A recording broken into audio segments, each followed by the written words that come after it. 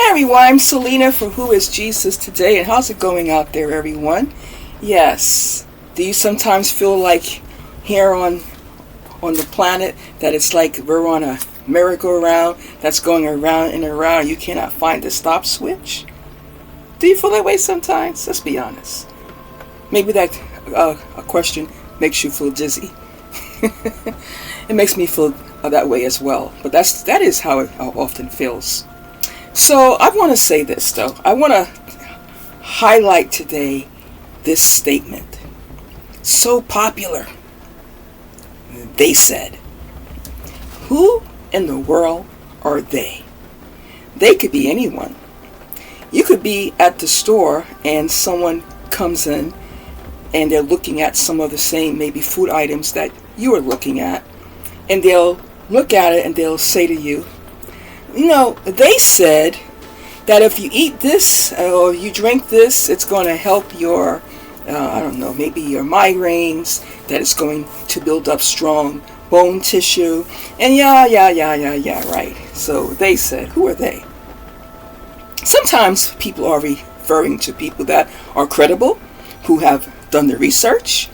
They may be in the medical field or the science field, and there is some data out there to back it up.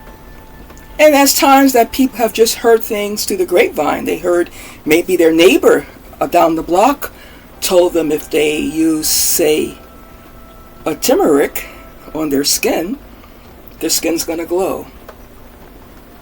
It's going to detox. Lots of stuff about detoxing, they said. Right. I was told by one of my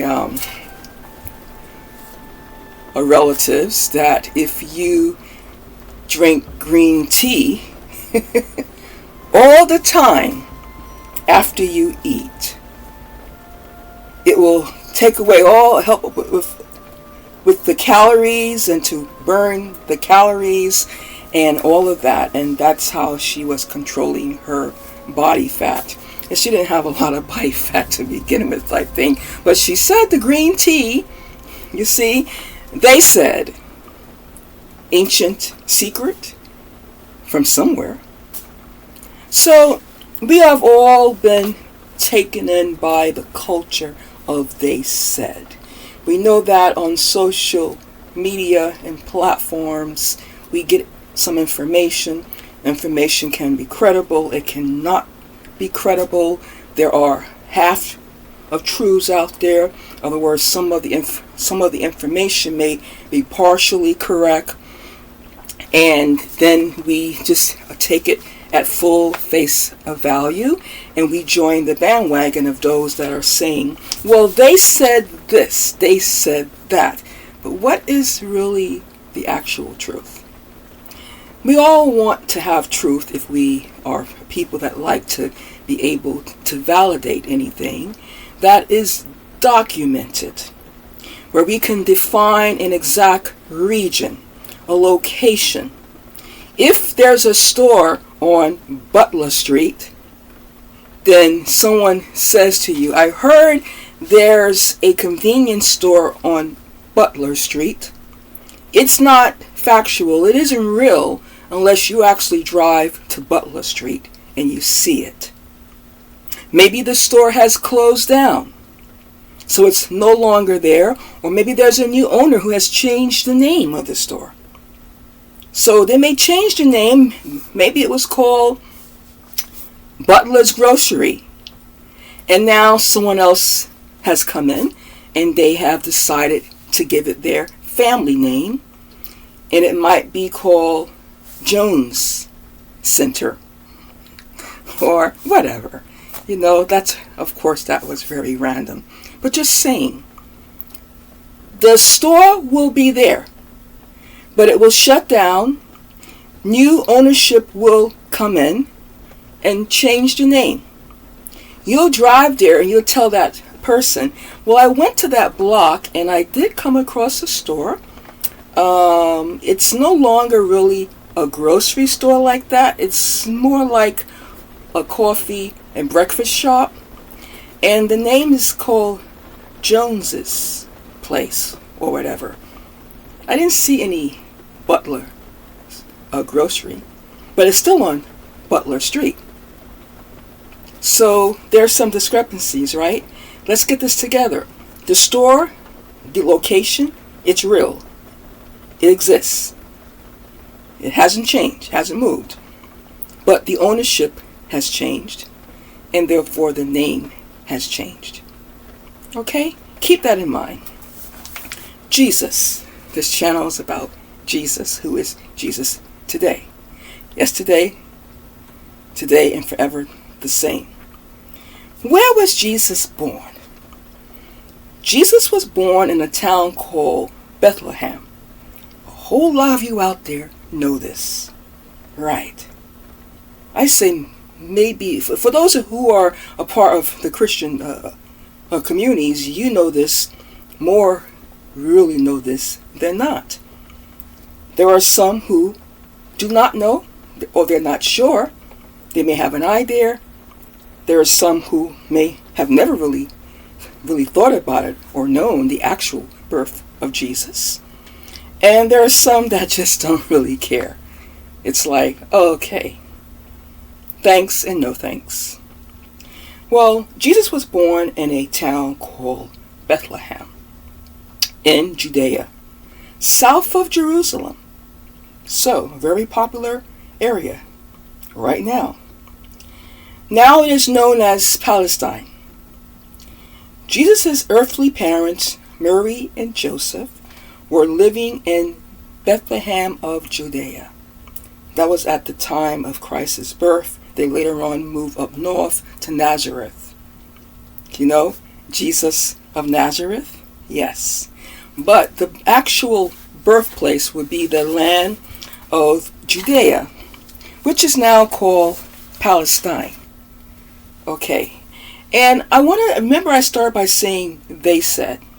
So the truth is, there is a lot of different things that are being said due to this war in Israel, the attack on Israel.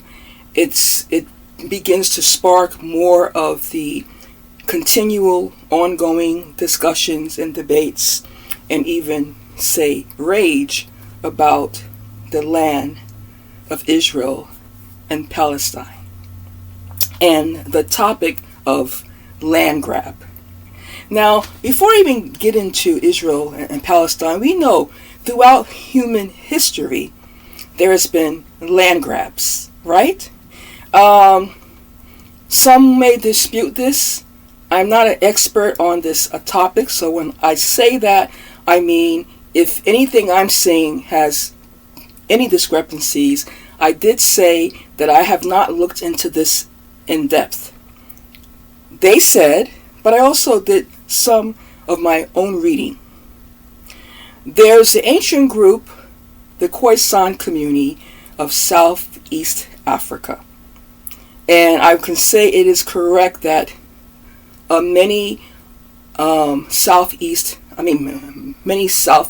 Africans may have also the ancestry coming from the Khoisan people, or referred to as the San people. One of the most indigenous African tribes. Great to do some research on them online. There's some good, say, videos out there too. So, being an indigenous population in Africa, as well as the indigenous populations in the Americas, and anywhere from the cone of South America up to North America, right? Say Alaska, Canada. There were people there who were there for a very, very long time. And then you have those that decide, well, you cannot stop human migration. You just cannot stop people from deciding to move into other territories. We, as individuals, can migrate, right? And so, how do you stop other tribes and kingdoms from moving into others' territory? Which is known as say land grabs, right? That sometimes these populations, of course, they make their way in slowly. It's not like the entire empire moves in, but gradually and gradually until there's more of the influx of a different population of people or people groups, and now the indigenous populations, the ones that were there for the longest, or the longest that we might know, they start to feel pushed out. Okay, I'm not going to get into the politics or the wars, but for whatever reason, this population was here a long time, hunters and gatherers. And now there's other populations from the same continent that are deciding to move more towards that. I'm not saying they don't have a right to move around and migrate. Here in the free modern world, most of us can get on a plane very easily, right? If we have the means, and say, I'm tired of living here. I think I'm going to relocate my family over to Florida. Relocate my family over to Japan. So we do that. Well, so do entire tribes and kingdoms, right? And so with that being said, the issue of land grabbing and people deciding to come in and to migrate, or as if they were never there before, or as if they are saying, well, we were here, but we all can coexist together. That's a different scenario from what happened in the Americas, or what has happened in not just parts of the continent of Africa, but even in Europe. In European regions, there are people that were more pushed out of certain places, and other populations have come to be the dominant. Such is the history of human migration.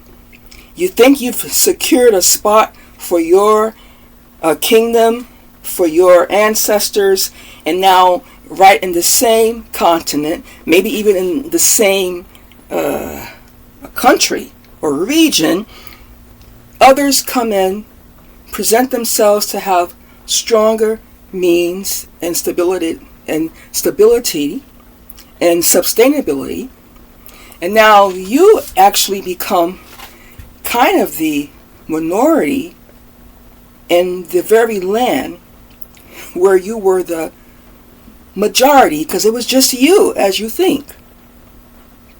Okay, a little bit of that, just to kind of say the topic of land grab and how it has been happening continually, because really no one is as secure as they think, right? You see how neighborhoods change in urban cities. They've changed in New York, flip-flopping back and forth, going from one to the next, becomes a hipster town. How did that happen? Used to be mom and pop stores in this town. Used to be like the Jewish delis, and now it's hipster town. You know hipster, right? Yeah, I know. That's right. So it's a cultural trend, right? A movement. So you're looking like, what happened? Where are all the mom and pop stores? They've taken over! All the hipsters have taken over our neighborhood. They're young. They pushed out the baby boomers. We got the hipsters now. It's their town. Land grab. Yeah, very common. I put up a video, and I think I will again. I thought it was very interesting because I'm going to now deal with the topic of the Palestinians. Probably thought I was going to come here, right? And I figure they say a lot about Israel, about Palestine, about the region. And people are holding on to what is the popular train of thought. Now, for all of you out there who, I think all of us have the ability to think critically, and sometimes we choose to about certain things, and then there's times where any of us can shut down and refuse to think really critically about particular topics. So I want to encourage people to think maybe even more critically about the region of Palestine. As I said, Jesus was born in the land of Judea. Now, Judea is called Palestine. It's no shock to most of us in denying that there's been lots of turbulence in the region. Right now, war, right? The West Bank, Gaza, the attack on Israel. The attack on Israel, you do recall there was an attack, right? And so a nation, a sovereign nation, rose to the occasion to defend themselves. Now, it's not to go in and say the Palestinians have no right here, because they do. And based on history, it's proven that they do. That is also their land. So we go back to the kingdom of Israel.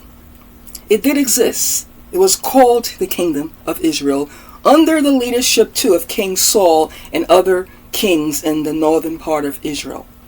The Bible says that there really weren't any good kings in the provinces there of northern Israel.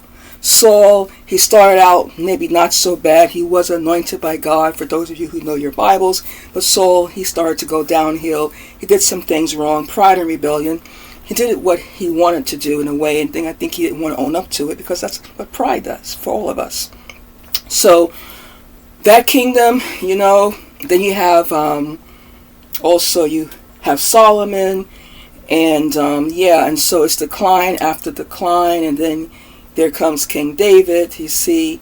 And so I'm not going to go through a biblical study now on this, but for those of you who know your Bibles, I'm talking to the choir. And then the kingdoms become eventually divided. So one kingdom, it was the kingdom of Judah, the kingdom of Israel, but they're not separated. So through rebellion, for those of you out there who say, well, this is because of rebellion, yes, through rebellion there's a separation of these kingdoms. Now, some people say, do you really believe in all of this in the Bible? Well, aren't we living it? Aren't we living it? Wasn't there a name change? So it wasn't a land grab, though. It was a name change, and then a change of beliefs. So Israel, right? The land where there's the birth of Judaism, right? Those who follow the patriarchs of Abraham, Isaac, and Jacob, right? That's that area. It was also called the land of Canaan. There's different branches of people who are Canaanites, but all kinds of people. I would say they look also different ways. And there's been migrations there.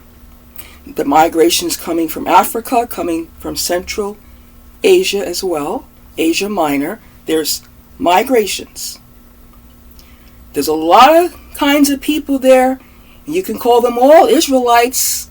When it becomes Israel, you can call them all Israelites, but they're not all Jews. They're Israelites, just like people are all, say, Americans. The Americans have also different backgrounds and different beliefs, right? So the Jews are called out, separate from the surrounding nations and also other people groups that are not believing in a monotheistic God. Others who call on several gods. Others who have no problem creating a graven image and calling it God. That's the culture. That's the culture of man, not just in Israel, other continents too. So here we are. Israelites could be many kinds of people, but they're not all Jews. The Jews were called out. They believe in the true and living God, a monotheistic God. That calls them out from the very beginning. Okay, you see where I'm going? So, in the region of northern Israel, as well as southern Israel, Judea, Palestine, the people are not very different. People are kin in this land. They are Semitic people. Right. They don't all look the same, but they are Semitic people. They also are brought together by their Semitic languages, Semitic customs. Okay. And they believe in the God of Abraham, Isaac, and Jacob. We have the northern, we have the southern. What happens is that division. We can say Jesus Christ was born in Judea at the time. Later on, that region, which it is today, is Palestine. I put up a video, I will again, that it's only right that Palestinians have the opportunity to tell you what they know about their own history and about the region and what were the changes and what were their ancestors before the onset of Islam. Islam was not always a religion in the region of Palestine, if you want to say that, and Judea. It was not always the religion of the Palestinian population at large there. Where did we begin? Well, I'm not going to speak for Palestinians. I'm not there. So they were asked on this particular interview, were your ancestors, ancient ancestors, Jews, Christians, or always Muslims? You got different answers from people in Palestine. Some say they were always Muslims. Most, actually, the majority, I think, said that. I'll put up the link. You can watch it again. It's an interesting interview. Some said, well, I guess they know, like in history, yeah, they were Jews, because weren't we all here? Weren't we all Jews here? And then, of course, you have the rise, because of the Roman Empire, right? The Romans were over Judea. So the beliefs of the Romans are also, seated there. So now we have a change in the belief system, because not only are people into different religions that are serving, that has the practice to worship several gods. That was always in the land of Israel. That was always in the territory of Judah, where people worship different gods. What made people a Jew is a population that was chosen and called out of that, who believe in monotheistic God. That's where we have the rise of Judaism. They were called out of that. That's why they are remembered and chosen. You have to think of the environment that was all around, of the practice of other religions and gods. And even when the rise of Islam comes in, the people, as far as I know, based on the beliefs of Islam, they need to put away the graven images. Graven images and pictures and statues and dolls are not a part, as far as I know, of the Islamic belief system. Also, they say there is one God. Okay? And so now we have this shift where the Jews were there. They believe in a monotheistic God, Abraham, Isaac, and Jacob. This is, of course, we do not have yet the Messiah to come on the scene, Yeshua, who brings in salvation and the atonement. The atonement was not there yet in the land of Israel. That did not take place. Christ was prophesied by the prophets of Israel, and then he was born in Judea, which is now Palestine, a region of Christ's birth that has had now continual conflict and upheaval. You see? And so when we're looking at that region, the story begins with Jews. The biblical story. Other types of people are all around, though. You can find them in the Bible. There's lots of ites. There's Amorites, Jebusites, Hittites, Hamites, Canaanites, of different types of Canaanites. That's right. Moabites. There are a lot of ites. Who are those people? They really haven't gone anywhere. A lot of us are linked to those ancestries. But they did not believe as the Jews did, because Judah, Jew is meaning a Judah, right? So they were called out. That's what it is to be a Jew in that day and progressing on in history. That's the link. As far as who are the Palestinians, they were always the people there. The land didn't change. In true essence, the land wasn't grabbed. The name was changed. And there came eventually a big shift in the religious atmosphere. Predominantly Islam, as it is today, with a smaller population of those who say they are Christianity. That may be some Judeo-Christians and Catholics alike.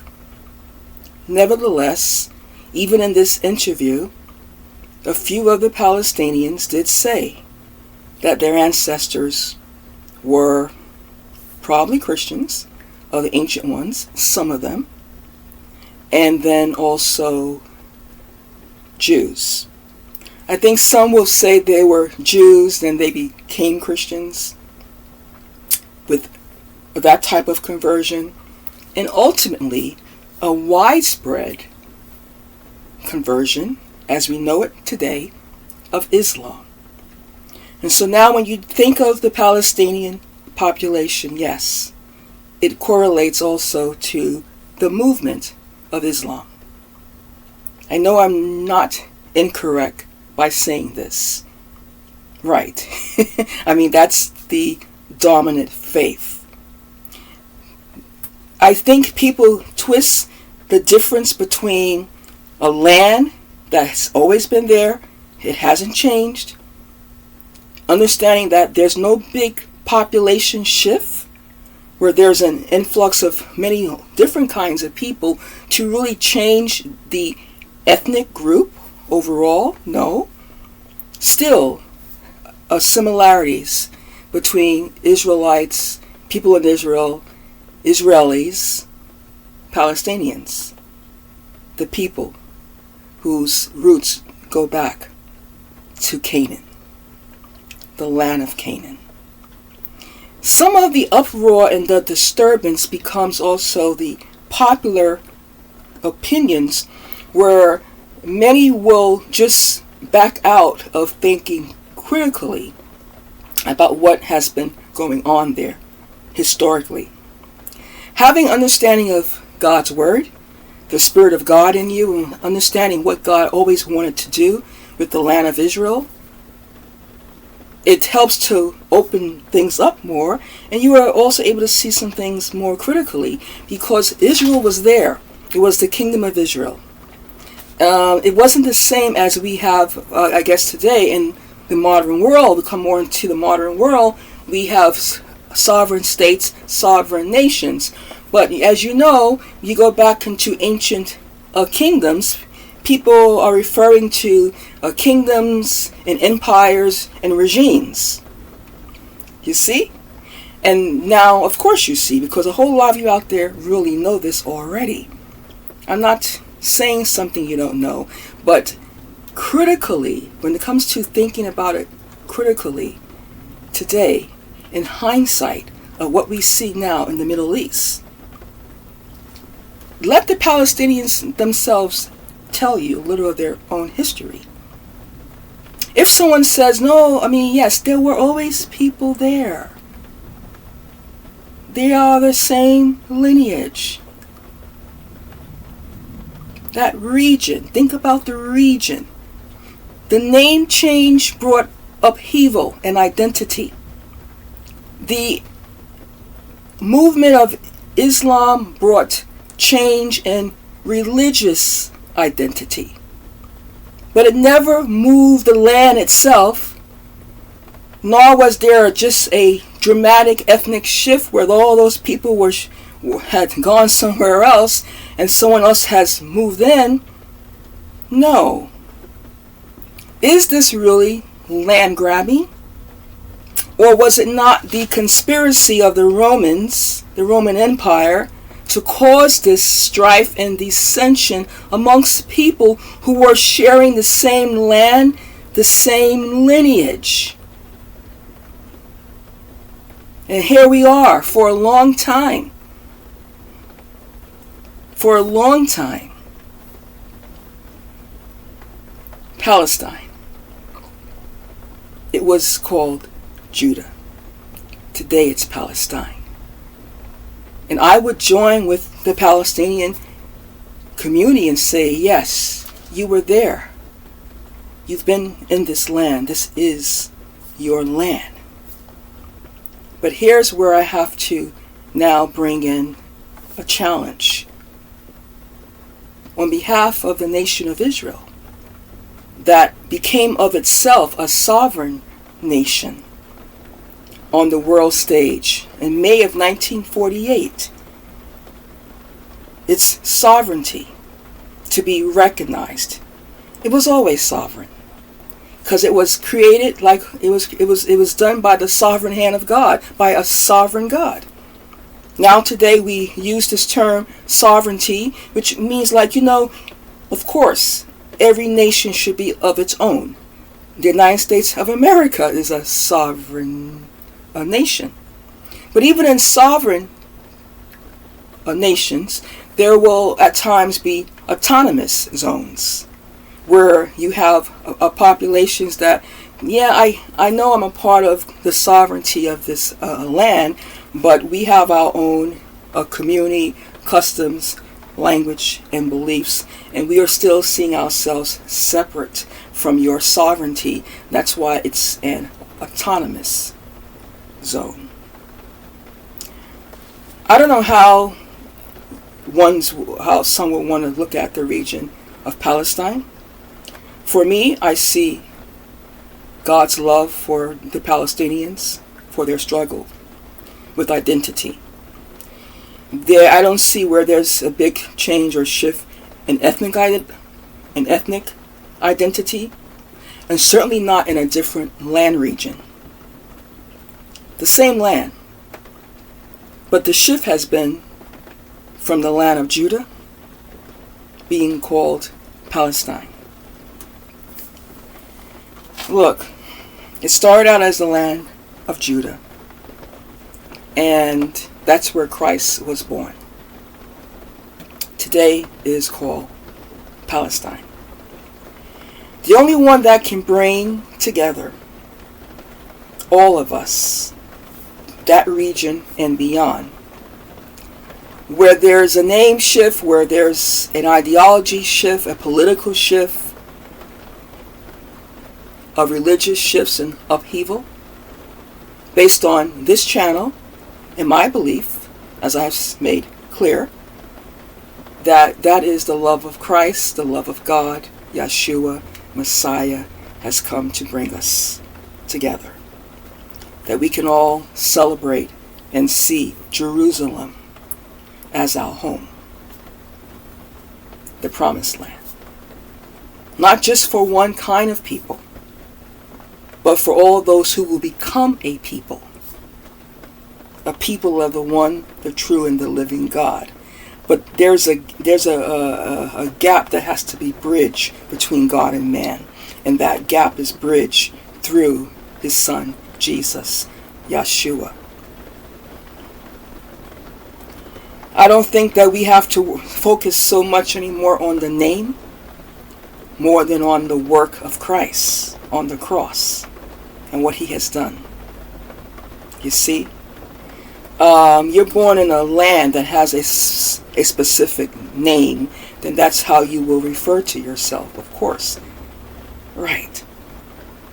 You're born in the area called Palestine, you're Palestinian. You're born in the area called Israel, you're Israeli. You could be from anywhere in the world. You could have been, your parents and grandparents may all be from Panama, but somehow your parents gave birth to you in Israel. So you're Israeli of Panamanian descent. That's kind of how it goes. But legally, you are still an Israeli as far as your national origin, right? So your national origin it's your national origin. It may not be your roots or your history, but it's where you can now call home. Well, through Christ, through Yeshua, we can really all call Israel home. Because it's not coming home to the physical land as much as the intent is coming home to the spiritual land, the promised land of gathering not just the lost tribes that went out from the northern part of Israel, but also bringing in all of us tribal people back to home, a place of home in God, back to the heart of God, back to the Father's heart, because there's been a divide between God and man because of the fall. See, the Bible begins with the creation, with the fall, and now with the atonement, the redemption through Yeshua. They say they like to keep a lot of things going. It builds up a lot of popularity. It helps to create a lot more social media. But the truth is, and people have a right to do what they want, because if people want to see it, it's going to always be around, right? But if we think about it, even critically, it's the same place, the same people. What was grabbed? It's an identity change with the same people in the same region. Today, the predominant belief is Islam amongst the Palestinians' population. I know that. Yes.